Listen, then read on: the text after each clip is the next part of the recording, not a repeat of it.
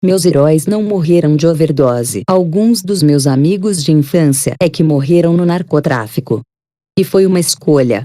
Este será um texto difícil, leitores. Avançarei por um trilho que sempre evitei porque tenho tal horror à demagogia que o risco remoto de que nela pudesse resvalar sempre me impediu de continuar. Mas chega a hora, como disse o poeta, em que os bares se fecham. E então restamos com nossas verdades.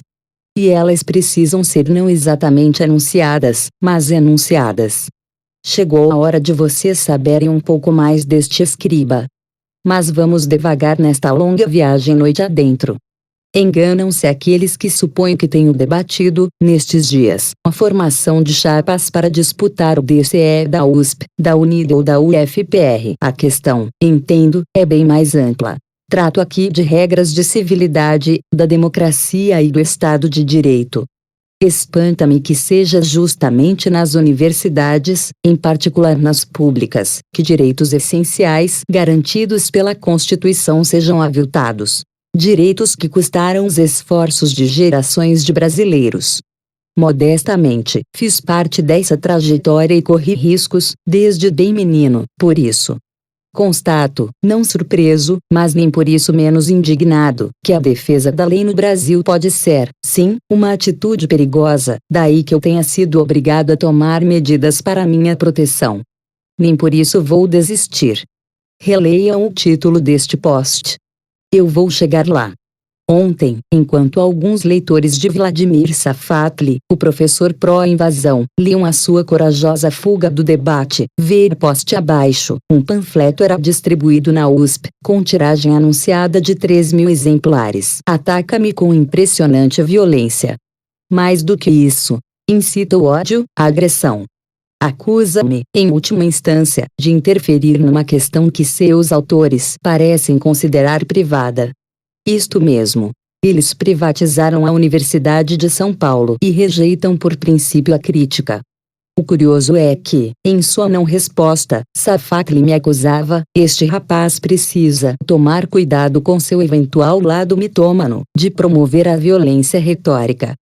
Escreveu em sua não resposta que ele pertence àquela categoria de pessoas que nunca responderão a situações nas quais a palavra escrita resvala para o pugilato, nas quais ela flerta com as cenas da mais tosca briga de rua, com seus palavrões e suas acusações ad hominem. Seria, simplesmente, ignorar a força seletiva do estilo. Bem, noto à margem que o latim de Safatli não é melhor do que seu português, sua filosofia, seus argumentos e seu talento de polemista. O certo é ad hominem, com M. A alternativa é não recorrer ao latim. Não, eu não desferi um só palavrão contra este rapaz. Em compensação, aqueles aos quais ele dá suporte, costuma ministrar aulas em áreas públicas ocupadas, como já fez em Salvador. Percorrem todo o vocabulário da desqualificação para me atacar, com impressionante vulgaridade e boçalidade. Em suma, acusam-me de promover aquilo que eles próprios promovem. Quando um delinquente intelectual divulga um panfleto asqueroso, que faz a apologia da pancadaria e da tortura, em vez de pedir em cadeia para o autor, preferem jogá-lo nas costas de seus adversários. É uma gente, parece, para a qual o crime sempre é útil, os próprios ou os alheios. Ataques e povo consumidor. Nos ataques que prosperam na rede, as mafaldinhas e os remelentos mimados me acusam, ora vejam, de ser um representante da classe dominante, ou de estar a serviço dela, e fechar os olhos e tapar os ouvidos ao sofrimento do povo, de que eles seriam os procuradores. Se o povo os ignora e, na verdade, repudia sua pauta, então é porque está ainda esmagado pela opressão do capital e pelas artimanhas da ideologia dominante, que lhe incute uma falsa consciência que o impede de ter clareza de seu papel revolucionário. É aí que entra, então, o partido, o deles, com o seu papel de vanguarda e de organizador da luta. Escrevo isso e dou um meio suspiro. Imaginem vocês se Marx estabeleceria esse encadeamento se os revolucionários em questão fossem estudantes universitários. O que essa gente sabe do povo, Deus meu, no máximo, tem notícia dele por intermédio de suas respectivas empregadas, certamente mais reacionárias do que eles próprios. Esses radicais, que hoje se querem à esquerda do PT, os petistas assistem aos absurdos da USP pensando apenas em como tirar proveito eleitoral do episódio, explicam por que foi um operário meio ignorantão, Luiz Inácio Lula da Silva, a empurrá-los para a absoluta indigência intelectual e para o flerte com o banditismo. Se Lula e seu PT têm promovido o que considero um contínuo rebaixamento institucional do Brasil por conta do aparelhamento do Estado e de sua vocação para se estabelecer como partido único, o que certa esquerda considera progressista, é fato que o sucesso do APDeuta, desde quando era sindicalista, se deve justamente a aspectos de sua pregação que esses radicaloides consideram conservadores, até mesmo reacionários. Desde quando era presidente do Sindicato dos Metalúrgicos de São Bernardo, Lula prega a uma plateia de consumidores, não de revolucionários. As 3 campanhas eleitorais vencidas pelo PT exercitaram, todos sabemos, a farta lógica do nós contra eles, aquela bobajada tipicamente esquerdista, mas sempre ancoradas na democratização das conquistas do capitalismo.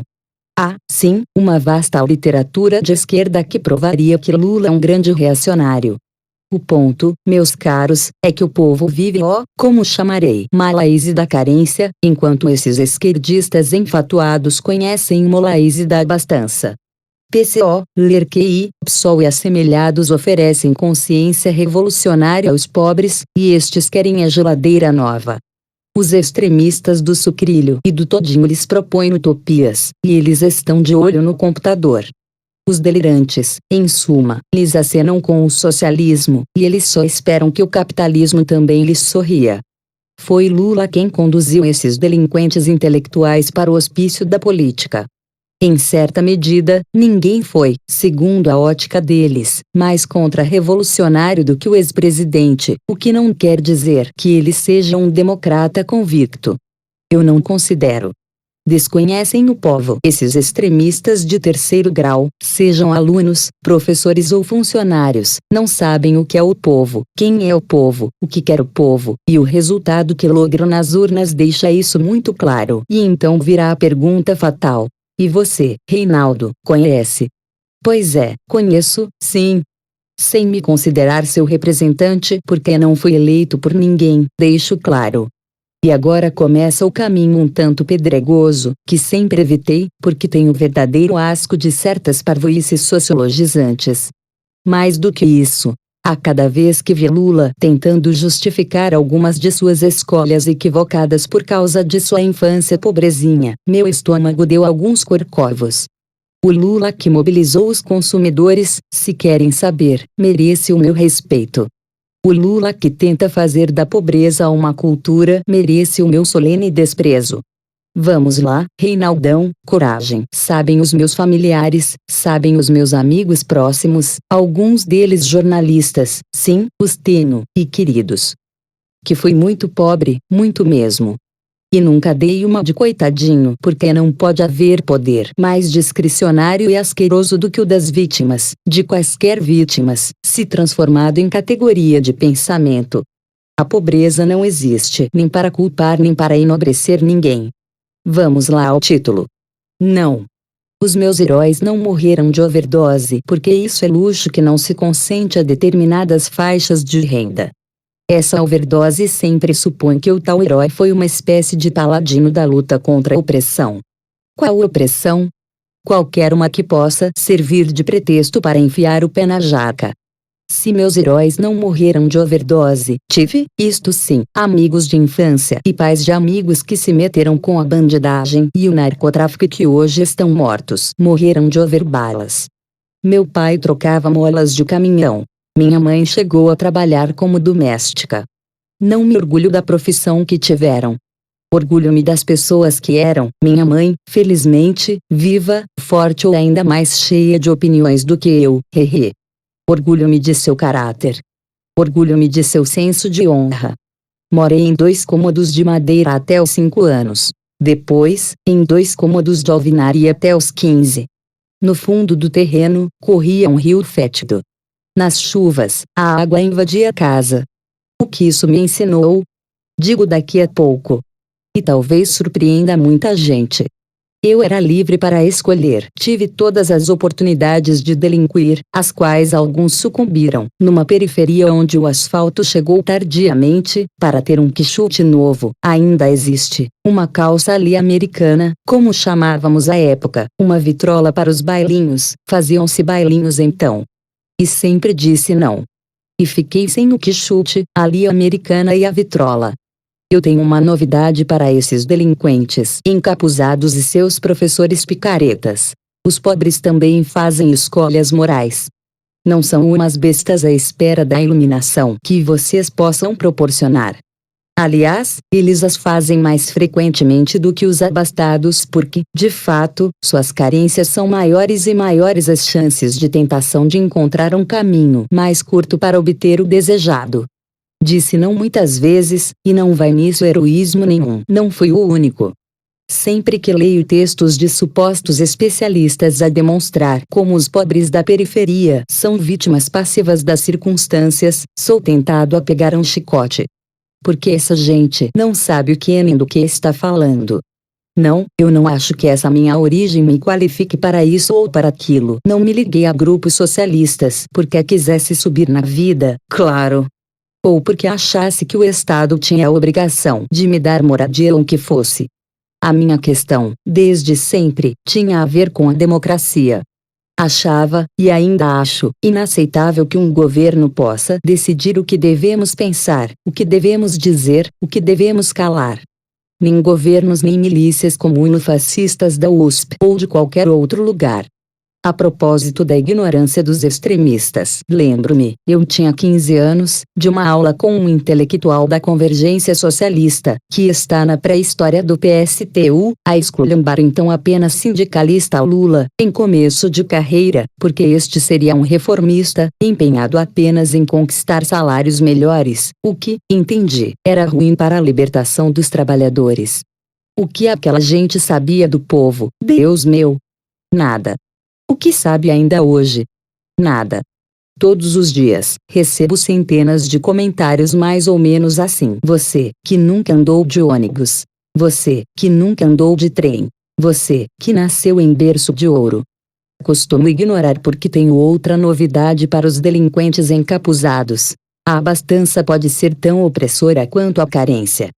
Os que não sabem o que fazer dos benefícios que herdaram podem ter um destino tão ou mais duro do que os que não sabem o que fazer das carências que herdaram. O ponto, desde sempre, não é o que fizeram de você, mas o que você vai fazer do que fizeram de você, compreenderam? Ignorância com efeitos trágicos. Essa ignorância do que são e do que querem os pobres tem efeito terrível na vida dos próprios pobres. A cada vez que vejo ONGs nas favelas do Rio ou na periferia de São Paulo ensinando criança pobre a batucar, a fazer rap, a fazer funk, lá vem chiadeira, vem-me de novo a vontade de pegar o chicote. Porque pobre tem de batucar?